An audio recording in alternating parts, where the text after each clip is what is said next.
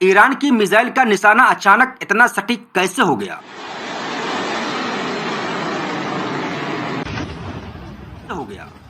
क्या Iran America के GPS की जगह चीन का बायडू इस्तेमाल करने लगा है?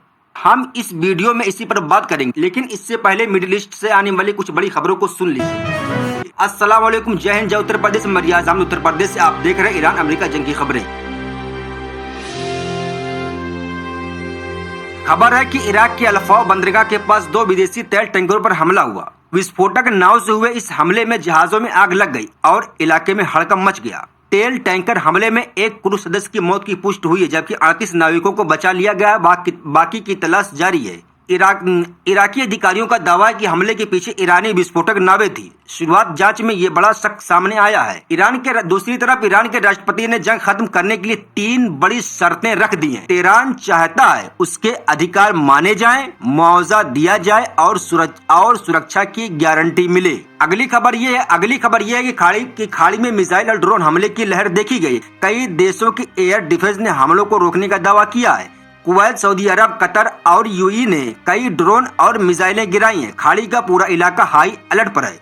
दुबई के एक रिहायशी इलाके में ड्रोन गिरने से आग लग गई। राहत की बात यह रही कि इस घटना में कोई घायल नहीं हुआ। लेबनान की राजधानी बैरूत पर भारी हमले हुए हैं। शहर के दक्षिणी हिस्सों में कई जगह धमाकों की आवाजें गूंजी है। बैरूत के समुद्र के किनारे हुए हमले में 6 लोगों की मौत हो गई है। यह इलाका उन लोगों का ठिकाना था जो पहले ही बेघर हो चुके हैं। दक्षिण लेबनान में इसराइल हमलों में 4 और लोगों की मौत हुई है और कई इमारतें पूरी तरह क्षतिग्रस्त हो गई हैं। लेबनान में जंग शुरू होने के बाद मौत का आंकड़ा लगातार बढ़ रहा है। अब तक 600 से ज्यादा लोगों की जान जा चुकी। हिजबुल्लाह ने इसराइल पर रॉकेट और मिसाइल हमलों की नई लहर चलाई है। जवाब में इसराइल ने भी लेबनान में बड़े पैमाने पर हमले किए। खाड़ी में तेल टैंकों पर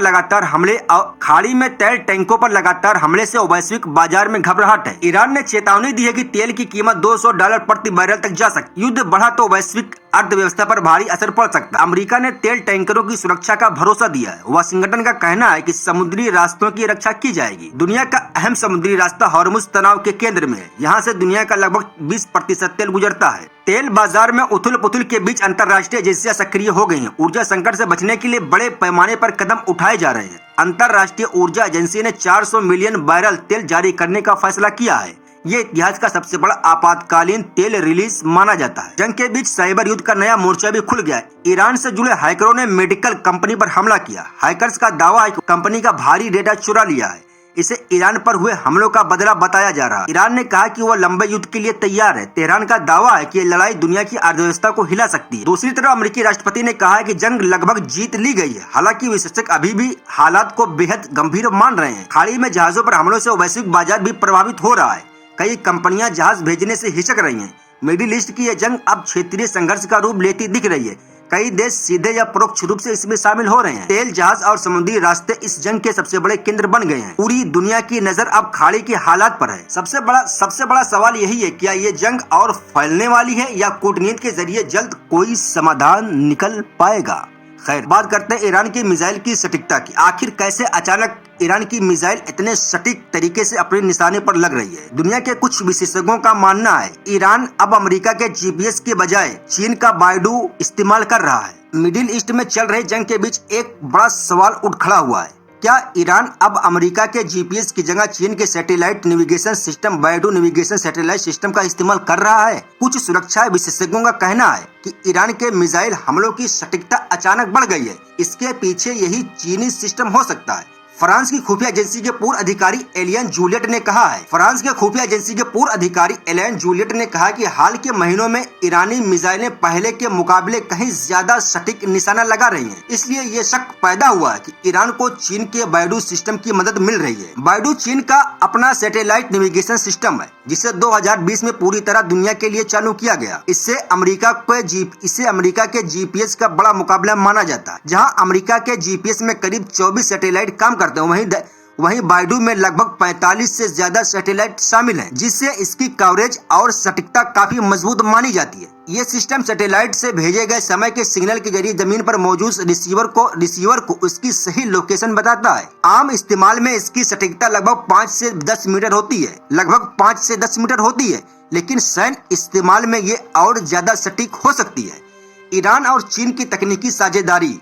कुछ विशेषज्ञों के मुताबिक ईरान ने 2015 में ही चीन के साथ एक समझौता किया था, जिसके तहत बायडू सिस्टम को अपने सैन्य ढांचे में शामिल करने की योजना बनी। का मकसद मिसाइल और ड्रोन की गाइडेंस को ज्यादा सटीक बनाना था। बाद में 2021 में चीन और ईरान के बीच रणनीतिक साझेदारी के समझौते के बाद ये सहयोग और तेज हो गया। इसके बाद ईरान ने धीरे धीरे अपने मिसाइल और ड्रोन सिस्टम में बायडू को शामिल करना शुरू कर दिया। अब सवाल उठता है, जीपीएस की जगह बायडू क्यों? पिछले साल ईरान और इजराइल के बीच 12 दिन की लड़ाई के दौरान जीपीएस सिग्नल में काफी दखल दिया गया। इससे ईरान के ड्रोन और मिसाइलों की गाइडेंस में दिक्कत आई थी। इसी अनुभव के बाद ईरान ने फैसला किया कि वो केवल अमेरिकी सिस्टम पर निर्भर नहीं रहेगा और दूसरे विकल्प भी अपनाएगा। बायडू का एक बड़ा फायदा ये भी बताया जाता है कि इसके कुछ सैन्य सिग्नल को जाम करना मुश्किल होता है और यह दुश्मन की इलेक्ट्रॉनिक जंग से बेहतर तरीके से बच सकता है। अब सवाल उठता है कि जंग के मैदान में इसका असर क्या हो सकता है। विशेषज्ञों का कहना है कि अगर ईरान सच में बायडू का इस्तेमाल कर रहा है तो इससे उसकी मिसाइल और ड्रोन हमलों की सटीकता काफी बढ़ सकती है। इसका मतलब ये है कि आने वाले समय में मिडिल ईस्ट की जंग में सैटेलाइट टेक्नोलॉजी और इलेक्ट्रॉनिक जंग की भूमिका और ज्यादा अहम हो जाएगी। कुछ विश्लेषकों का यह भी मानना है कि अगर ये सच साबित हुआ तो मिडिल ईस्ट के दूसरे देश भी इस अमेरिकी जीपीएस पर निर्भर रहने के बजाय दूसरे सैटेलाइट सिस्टम अपनाने पर विचार कर सकते। बायडू सिस्टम आखिर है क्या? बायडू चीन का अपना सैटेलाइट नेविगेशन सिस्टम है, जिसे अमेरिका के ग्लोबल पोजीशनिंग सिस्टम जीपीएस का बड़ा मुकाबला माना जाता है। इसे 2020 में चीन के राष्ट्रपति शी जिनपिंग ने आधिकारिक तौर पर शुरू किया था। इस सिस्टम की खास बातें हैं, जीपीएस में लगभग 24 सैटेलाइट हैं, जबकि बायडू में लगभग 35 सैटेलाइट काम करते हैं। इसके अलावा दुनिया में 2 बड़े सिस्टम और हैं, ग्लोनास और गैलीलियो। ग्लोनास जो कि रूस का है और गैलीलियो यूरोप का। बायडू 3 हिस्सों पर काम करता है, अंतरिक्ष में मौजूद सैटेलाइट, जमीन पर कंट्रोल स्टेशन और उपयोग करने वाले उपकरण जैसे चिप, एंटीना, टर्मिनल। क्या ईरान सच में बायडू का इस्तेमाल कर रहा है? इस सवाल का सीधा जवाब अभी किसी के पास नहीं है। ईरान ने आधिकारिक तौर पर यह नहीं कहा कि वो बायडू का इस्तेमाल कर रहा है, लेकिन ईरान के सूचना और संचार मंत्रालय ने यह जरूर कहा था कि देश किसी एक तकनीक पर निर्भर नहीं रहता और दुनिया की अलग अलग तकनीकों का इस्तेमाल करता है। कुछ विशेषज्ञों का मानना है कि ईरान काफी समय से चीन के साथ इस तकनीक पर काम कर रहा था। अब सवाल यह है कि ईरान ने आखिर जीपीएस से दूरी क्यों बनाई? आपको मालूम होगा, पिछले साल 12 दिनों की जंग के दौरान जीपीएस सिग्नल को कई बार जाम किया गया। इससे ईरानी ड्रोन, मिसाइल और हवाई जहाज सबकी नेविगेशन प्रणाली प्रभावित हुई थी।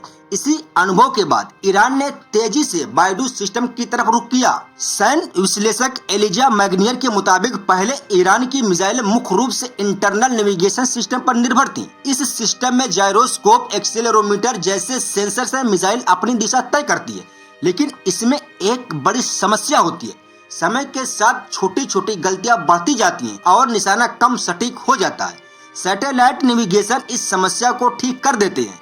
आमतौर पर मिसाइल 2 सिस्टम में मिलकर काम करते हैं, इंटरनल नेविगेशन और सैटेलाइट नेविगेशन। इससे मिसाइल का निशाना काफी ज्यादा सटीक होता है। अब सवाल ये है कि बायडू का इस्तेमाल करने से ईरान को क्या क्या फायदे हुए हैं। विशेषज्ञों के मुताबिक बायडू के कुछ खास फायदे हैं। बहुत ज्यादा सटीकता, यानी इसका एरर मार्जिन लगभग 1 मीटर से भी कम माना जाता है। यानी ईरान की मिसाइल में जो लोकेशन सेट की जाती है उससे वो सिर्फ 1 मीटर के आसपास से डिफरेंट हो सकती है। यानी अगर किसी बिल्डिंग की लोकेशन उसमें सेट की गई है तो वो मिसाइल उस बिल्डिंग पर लगेगी ही लगेगी। बायडू सिग्नल को जाम करना इम्पॉसिबल तो नहीं, लेकिन मुश्किल बहुत है। इसमें खास तकनीक होती है जिससे दुश्मन सिग्नल को आसानी से जाम नहीं कर सकता। और तीसरी इसकी जो बड़ी खासियत वो है इस स्पूफिंग से सुरक्षा। दुश्मन गलत लोकेशन भेजकर मिसाइल को भटका नहीं सकता। और चौथी जो सबसे बड़ा इसका फायदा है वो है उड़ान के दौरान नियंत्रण। इसमें एक मैसेज सिस्टम है जिससे लगभग 2000 किलोमीटर दूर उड़ रही मिसाइल या ड्रोन को भी आदेश दिया जा सकता है। विशेषज्ञों का कहना है कि अगर ईरान सच में बायडू का इस्तेमाल कर रहा है तो यह मिडिल ईस्ट की जंग में बड़ा बदलाव ला सकता है। पहले सटीक मिसाइल तकनीक कुछ ही देशों के पास थी, लेकिन अब सैटेलाइट नेविगेशन की वजह से ये क्षमता कई देशों तक पहुंच सकती है। अमेरिका का तकनीकी दबदबा कम हो सकता है। कई देश जीपीएस के बजाय दूसरे सिस्टम अपनाने लगे हैं। मिडिल ईस्ट में टेक्नोलॉजी की नई दौड़ शुरू हो सकती है। अब आखिरी सवाल, ईरान के पास कितनी मिसाइलें हैं? ईरान के पास बैलिस्टिक मिसाइल भंडार की सही संख्या किसी को नहीं पता, लेकिन विशेषज्ञ मानते हैं कि यह मिडिल ईस्ट के सबसे बड़े मिसाइल भंडारों में से एक है। ये मिसाइलें कुछ 100 किलोमीटर से लेकर 10,000 किलोमीटर तक मार कर सकती। कहा जाता है कि ईरान अपनी मिसाइलों को ट्रकों पर रखकर पूरे देश में अलग अलग जगह फैला कर रखता है, इसलिए उन्हें ढूंढना बहुत मुश्किल होता है। इसी के साथ इस वीडियो को हम यहीं पर खत्म करते हैं। मिलते हैं अगली वीडियो में, तब तक अपना ख्याल रखिए। जय हिंद, जय उत्तर प्रदेश। अस्सलाम वालेकुम रहमतुल्लाहि व बरकातहू।